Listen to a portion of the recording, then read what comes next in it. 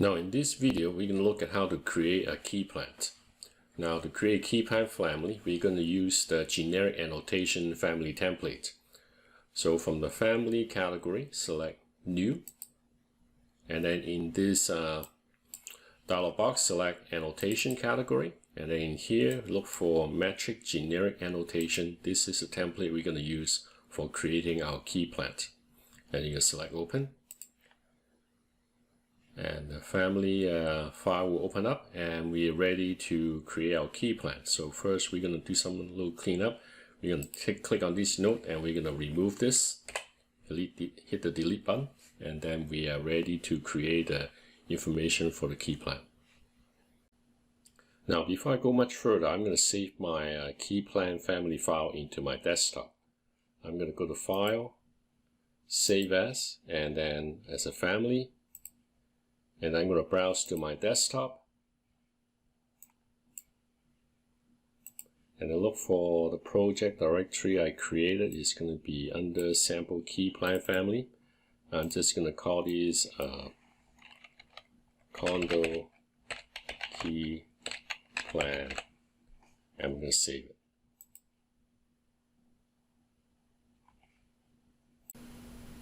Now we're going to create this key plan based on the condominium project. So what I did was I created a PDF file of a typical floor plan, and I captured image of the floor plan using just the clip screen method. And I'm going to bring that image into my family file for tracing.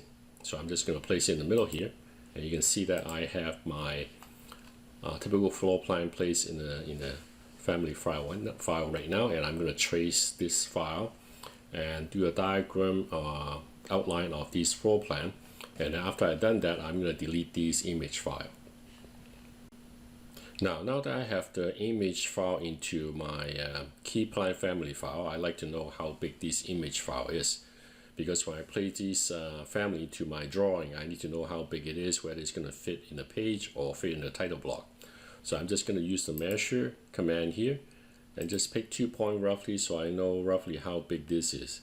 Right now it looks like it's about 411 millimeter, which is way too big, much bigger than I like it to be. So I'm going to scale the key plan down, but before I do that, I want to have some guideline exactly, so I know approximately how big the image is going to be. So I'm just going to do some more reference plane. I'm going to be RP for my keyboard. Actually I can do reference line rather than reference plane. So I'm going to set the offset distance. It's going to be 25 millimeter on each side of the center reference plane. So the key plan is roughly going to be 5 centimeter wide.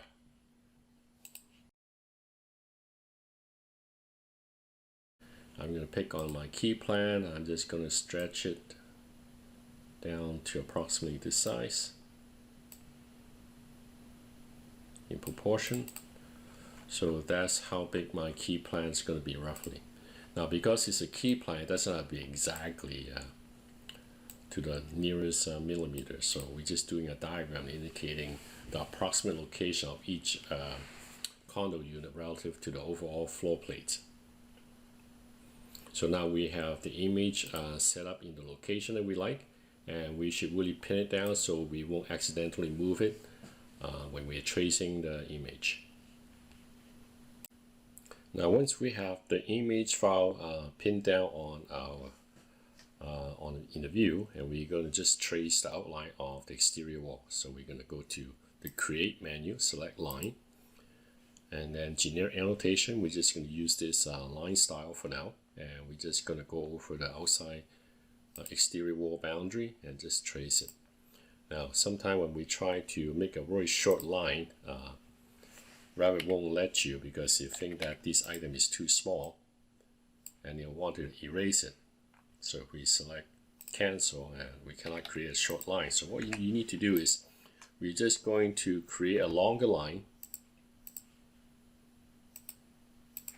and then we're going to create another line from this corner here going down.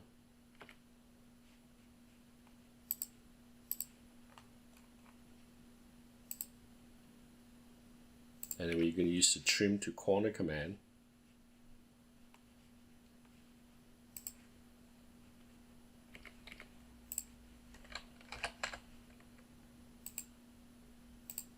and we can create these short lines. So we can keep going and create an exterior boundary of these floor plan. So we're just going to keep going.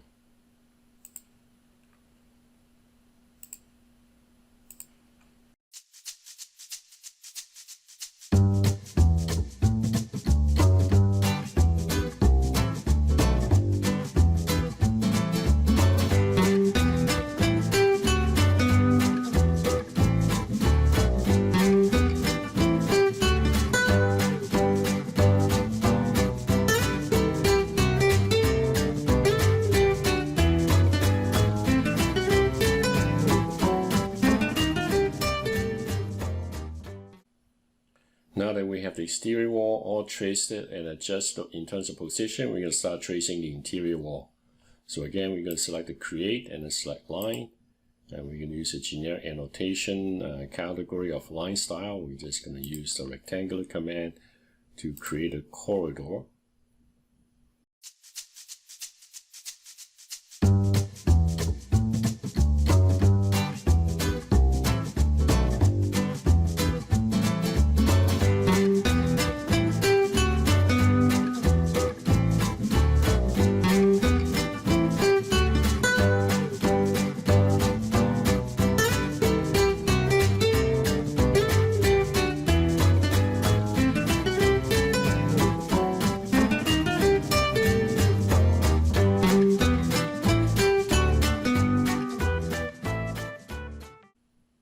Now that I have the exterior and interior partition between the suite traced, I probably don't need the image file anymore. I don't want to trace the balcony outline because that may make it too complicated. My preference is keep these key plan very simple and generic. It's just for location only, so I don't want to convolute this information with all these details. So I'm just going to click on the image file, and I'm going to unpin it, and I'm going to delete it. So highlight it and then hit the delete button.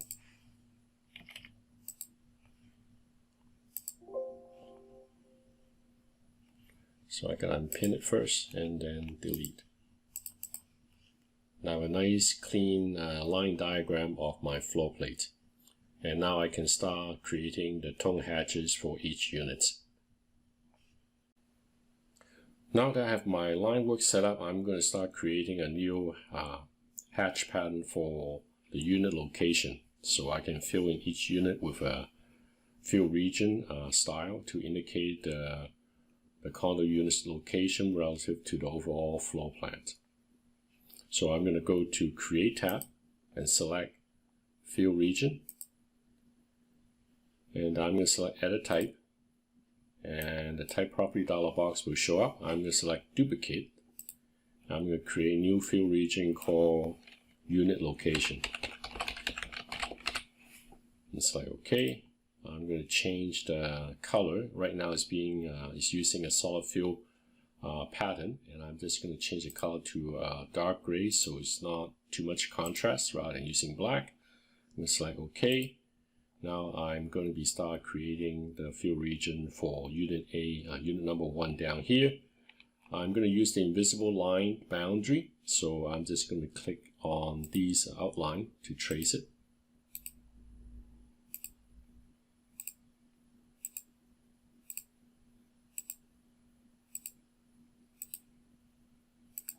And I create a closed boundary for these fill region, and I'm just going to select the green check mark to finish.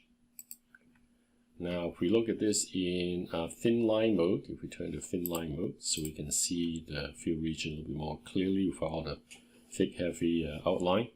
So this is the fill region that I created for unit number 1.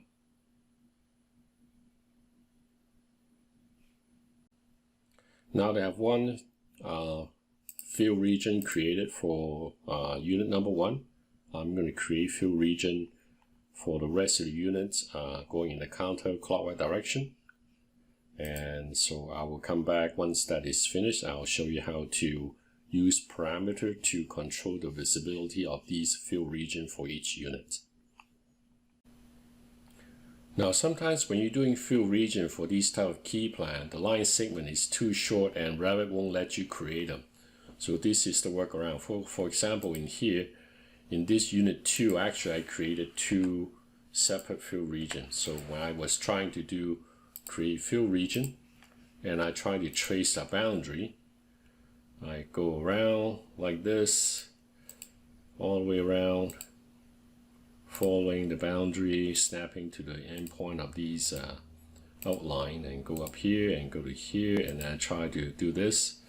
And Revit say the element's too small, won't let me create it.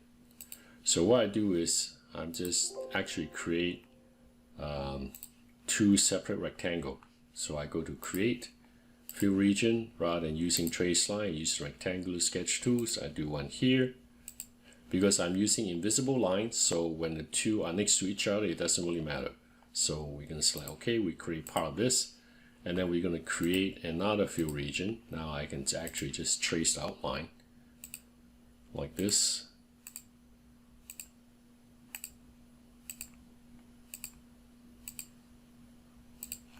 And then select OK. Because I use invisible line as a boundary, so there's nothing showing up between these 2 rectangular fill region. I can actually select each one individually and have it controlled by the parameter unit 02 separately or together if I like. I can hold down the control key to select both of them and then have it controlled by the unit 2 type parameters. So sometimes you need to maybe create 3 separate pieces to fill the suite outline. Now that we have all the fill region created for all the units on this floor plate, we're going to use a series of parameters to control the visibility of each fill region for each unit. Now we're going to go to open up the type family type dialog box, and then from here we're going to click on the new parameter icon. Click on here to create new parameters. We're going to call this parameter unit 01, and it's going to be a type parameter, and the type of parameter information is going to be a Boolean yes no category, and then we're going to group under the graphic category, and then we're going to select OK, and then we're going to select OK. Now this is how we're going to use this parameter to control the visibility of these fill regions. So we're going to click on this fill region, and once it's highlighted, and then we're going to see that based on the property panel, this fill region is always going to be visible when we insert it into a project file. So rather than have it always visible, we're going to click on this button here at the end here, associate family parameters, which means that once I click in here, I select the parameter unit 01. So this parameter unit 01 is going to control the visibility of this fill region when it's inserted into a project file. So we can toggle that parameter to be yes or no to turn this fill region on and off in this family. So we're going to create a whole bunch of additional parameters from 01 to 014 because we have 14 units on this floor plate here, and each parameter is going to control the fill region for each unit's visibility. So we're going to continue to create additional parameters. So click on this new parameter icon. I'm going to create a new one called unit 02. Again, it's going to be a type parameter category. It's going to be a yes no information category, and it's going to be grouped under graphic. I'm going to select OK. And I'm just going to keep creating from 01 to 014.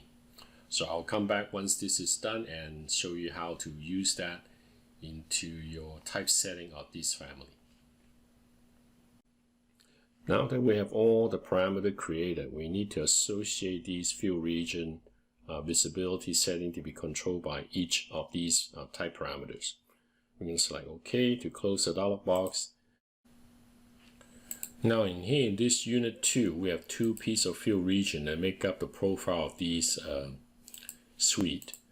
We can actually select one of them one at a time and then go in here, and from the property dialog box we're going to click on this little button here and then associate the visibility with the unit 02 type parameters. Or we can actually click on one of them, select one of them first, and then hold down the Control key and then select the other one. And then have both of them selected together, and then go in here, click this little button, Associate Family Parameters, and then associate both of these rectangular fill region with the type parameter unit 02. So this type parameter unit 02 can control the visibility of these two fill region once the family is inserted into a project file. We're going to select OK, and we're going to go around the floor plates for each of these fill region, associate with a type parameter to control the visibility of these elements.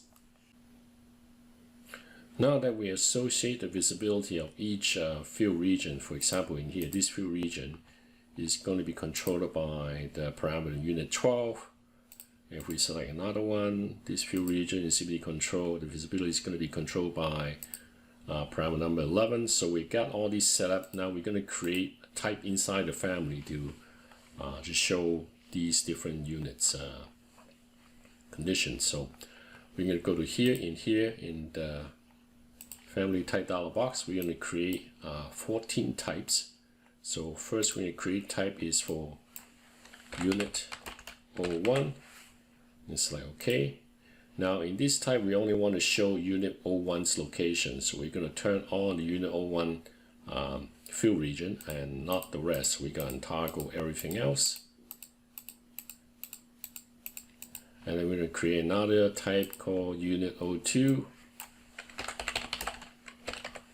and select OK, and then we turn on unit 2 and not unit 1. And we're just going to keep going and create a new type unit 03, select OK, and then we turn off 2 and turn on number 3. So we just keep going until we have all 14 units set up for these family types. Now that we have all 14 types set up, let's just do a quick check. So if we go to unit 1, you only see that the toggle for unit 1 fill region is on. If we go to 2, so it's 2 and 3, we can just use the down arrow to check, see if each one is working, corresponding, toggling on the parameter properly. So we have checked this all should be working fine. We can select OK, and then we can load into a project file. So let's just start a new project, file, new project.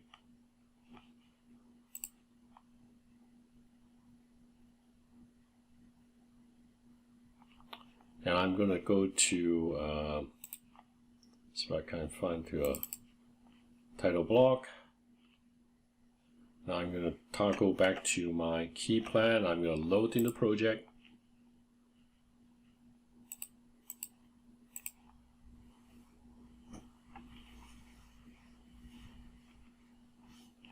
Now I can just place my key plan in here. And then by default, this is the unit 01. So if I click in here and go to property and change the unit 1 to unit 2, you can see the fill region changes. If we highlight this and then change it to unit 9, you can see that the highlights, the fill region go to unit 9. Now let's say for example we want to highlight both unit 7 and 8 together at the same time. We can create a new type, so we click in here, and from the type, edit type, we're going to create a new type.